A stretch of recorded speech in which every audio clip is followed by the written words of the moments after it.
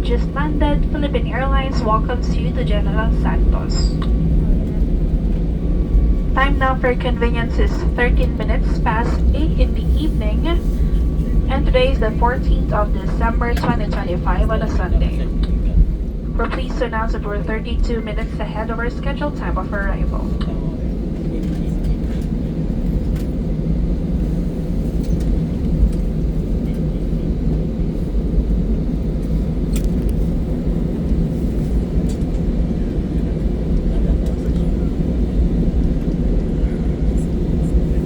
Mabuhay!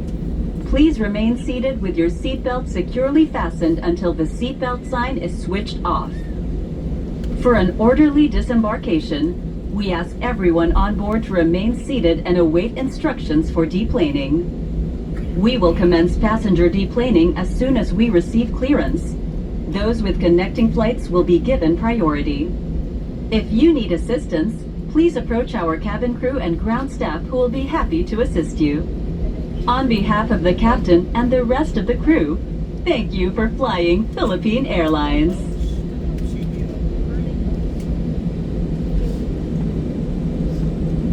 Ladies and gentlemen, may we remind you to please take precautions when opening the overhead stowage bins to retrieve your items, as this may have shifted during the flight.